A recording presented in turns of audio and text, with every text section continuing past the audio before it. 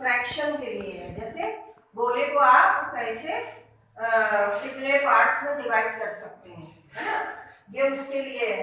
और जैसे ये है, ये आपके चतुर्भुज है, त्रिभुज चतुर्भुज जानते हैं ना, ये भी पार्ट्स है कि जैसे त्रिभुज चतुर्भुज कितने प्रकार के होते हैं, सब चतुर्भुज भी होता है, समांतर चतुर्भुज भी होता है ना, तो ये उसके पार्ट्स है। और उसके लिए जो है इनको आप जो है एरिया बनाने के लिए, एरिया के लिए देख सकते हैं, ठीक। और इसके बाद ये जो पट्टिका दी हुई है, ये कोण बनाने के लिए, ठीक, ये किसके लिए, कोण बनाने के लिए। इसमें आपके स्क्रू पेच दिए हुए हैं, अभी हम दिखा रहे हैं, है ना। तो किसी भी कोण में कितनी लाइन होती है, केवल 2 होती है। देखिए होता क्या है कि जैसे ये क्या है, यही तो कोण है, और कोण में हमेशा देखा होगा ये ऐसे बना होता है, तो ये रेज होती है, ठीक है ना। मतलब इनका एक सिरा तो होता है, लेकिन जो है दूसरी तरफ इनको हम बढ़ा सकते हैं। रेखा और जो हमारा लाइन सेगमेंट होता है, रेखा खंड में दोनों सिरे होते हैं, है ना। और रेखा में ये क्या होता है बताओ, रेखा में क्या होता है, दोनों तरफ बढ़ाई जा सकती है कि एक तरफ, रेखा दोनों तरफ बढ़ाई जा सकती है, और किरण एक तरफ। और लाइन सेगमेंट जो होता है वो रेखा खंड, उसमें दोनों खंड होते हैं, वो किसी भी तरफ बढ़ाई नहीं जा सकती है। और इसीलिए उसका पॉइंट दिया जाता है। जैसे आपने ये लिखा और यहाँ डाला ए, यहाँ डाला बी, अगर यहाँ बी बढ़ा है तो अब इसको हम इधर उधर नहीं बढ़ा सकते हैं, इसके दोनों एंड पॉइंट है, इसको हम कहेंगे रेखाखंड, ठीक है ना, ये रेखाखंड है। और यहाँ पर क्या है, ये चीज है, ये क्या है, रेखाखंड है कि किरणें है, बताओ, किरण है।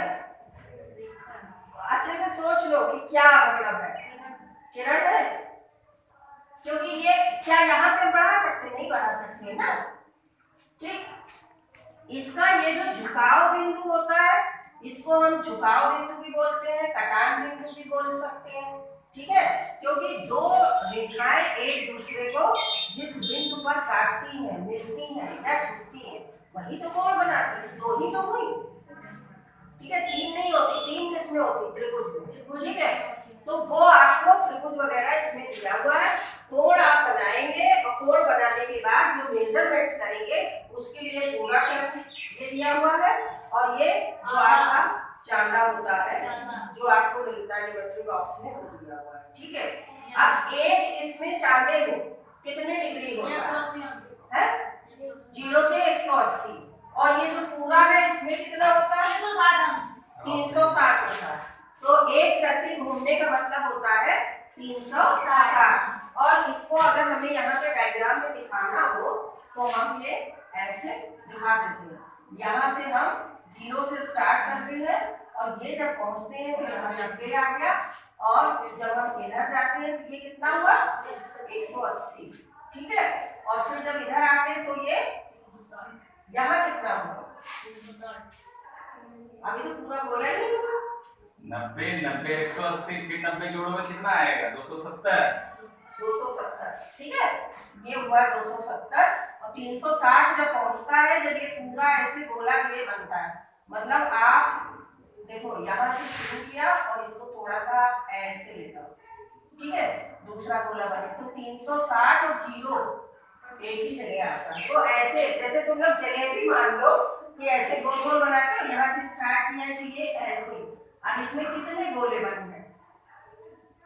अब बात हम कर रहे थे इसकी, ये है जियो बोर्ड। जियो बोर्ड से हम क्या करते हैं, देखो इसमें इस तरफ तो आप केवल आकृति बना सकते हैं, क्योंकि इस तरफ आपके ये निकले हुए, और ये आपको रबर बैंड दी हुई है, जैसे आपसे कहा गया कि त्रिभुज बनाइए, ठीक है। तो इसमें आप एक रबर बैंड निकाल कर, ये है आपने इसमें फंसाया, जैसे आपको त्रिभुज चतुर्भुज बनाना है तो चतुर्भुज, मतलब रबर बैंड इसीलिए दी गई है कि इस जियो बोर्ड पे आप दिखा सकते हैं।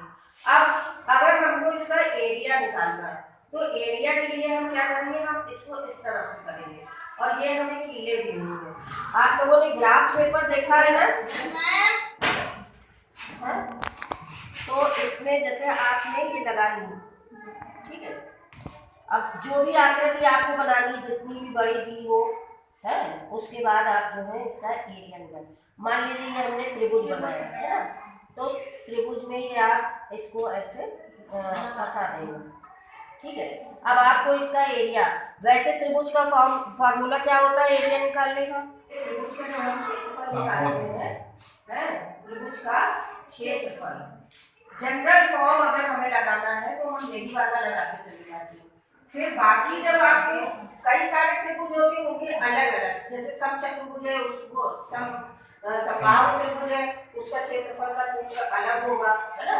समद्विबाहु, मतलब वो चीजें अलग अलग होंगी, लेकिन एक जनरल जो फॉर्म है वो हमारा क्या है, 1/2 गुणे आधार गुणे ऊंचाई, ठीक है ना। ये जो है हमारा फार्मूला होता है, ठीक।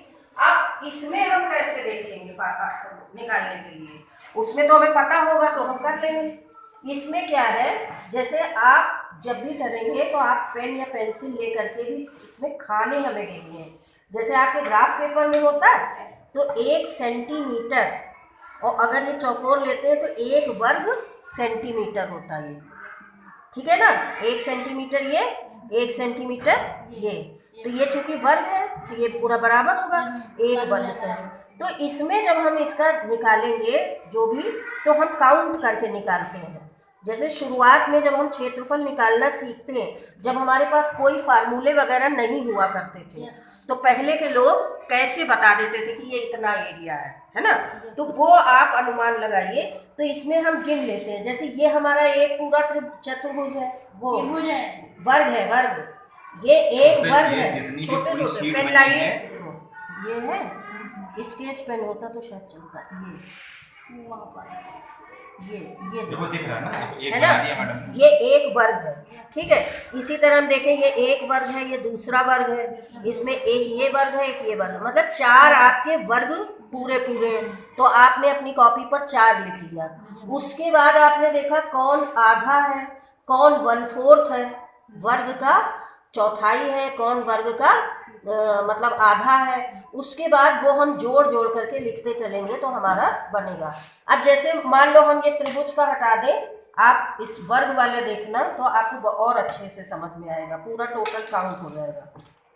वर्ग बनाते हैं, थोड़ा बड़ा सा बनाते हैं, वर्ग में चारों भुजाएं बराबर होती है ना, तो ये आया बराबर। अब ये इसको पकड़ो, इधर पकड़ो, नहीं तो बार बार गिरेगा, बार बार उठाते हैं। ये देखो, ठीक है, ये वर्ग बना। अब ऐसे वर्ग के क्षेत्रफल का क्या सूत्र होता है, कोई हमें बताए? फिर हम भुजाएं बराबर होती है ना, चारों भुजाएं बराबर होती है, तो हम इसको भुजा गुणे भुजा लिखें या भुजा घात दो, भुजा दो नहीं, भुजा घात दो, है ना।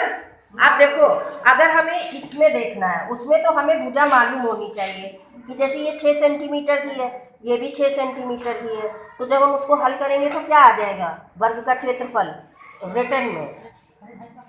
देखो 6 की घात 2 कितना होता है? अरे ये मान लो 6 सेंटीमीटर है तो 6 की घात 2, आप इसको ऐसे लिखें, ठीक है।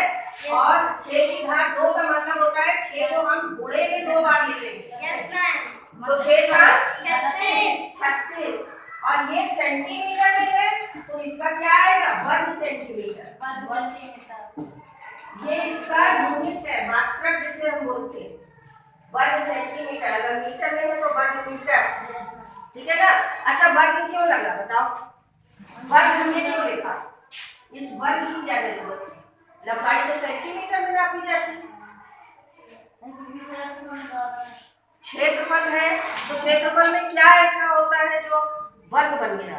अरे लंबाई का 2 बार गुणे में इस्तेमाल किया गया है ना, भुजा का वर्ग, भुजा गुणे भुजा, आपने बताया ना, भुजा गुणे भुजा, तो सेंटीमीटर में तो 2 बार हो गया ना, एक बार 6 सेंटीमीटर, दोबारा गुणे फिर सेंटीमीटर, तो सेंटीमीटर गुणे सेंटीमीटर, यानी सेंटीमीटर की घात की तो 2 हुआ, वही है यहाँ पे लिखा है। इसको आप लिखना चाहे तो आप ये भी लिख सकते हैं 36, और फिर आपने लिखा सेंटीमीटर और यहाँ लगा दिया 2।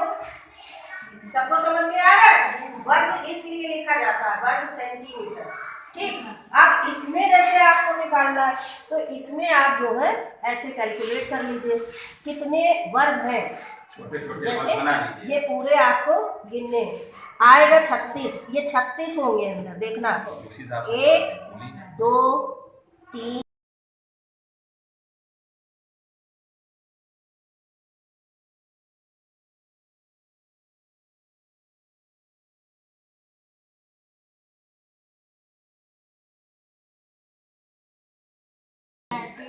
35 36।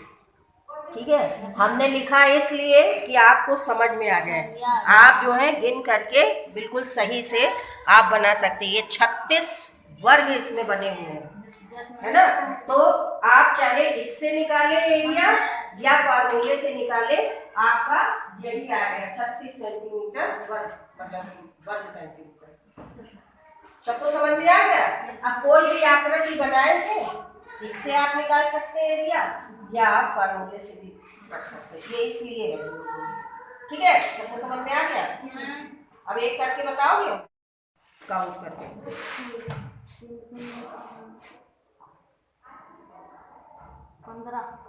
15 है, 15। Yes ma'am. चलो तुम बताओ खुद। 6 7 8 9 10 11 12 13 14 15। समझ में आया? Yes ma'am, 15। बिल्कुल समझ में आ गया। ठीक है, और आयत का क्षेत्रफल का सूत्र क्या होता है, क्या होता था?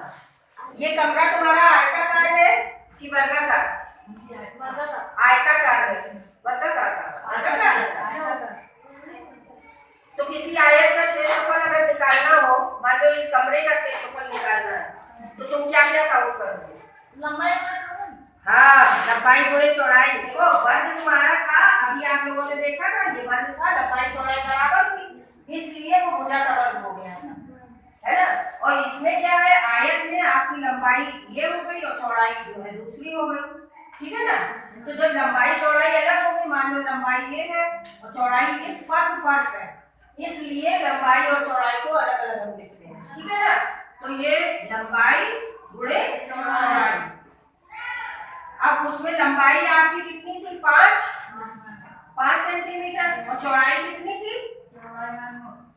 3। तो 3 सेंटीमीटर। अब इसमें भी हम सेंटीमीटर लिखेंगे बाद में, तो ये हो गया 5 से 15, और सेंटीमीटर इसके ऊपर हम लगा देंगे वर्ग। इसका भी वर्ग सेंटीमीटर होगा। क्यों? क्योंकि लंबाई भी सेंटीमीटर में, चौड़ाई भी सेंटीमीटर। तो जब हम अंकों का गुणा करते हैं आपस में, तो हम उनका जो हमारी बीजी व्यंजक होते हैं ये चीजें, कि लंबाई और चौड़ाई को हम सेंटीमीटर का भी सेंटीमीटर में गुणा करेंगे, तो 2 बार सेंटीमीटर हो गया, तो घात चढ़ जाएगी। इसको आप ऐसे समझ सकते हैं, अगर x का गुणा x में करना हो तो ये x की घात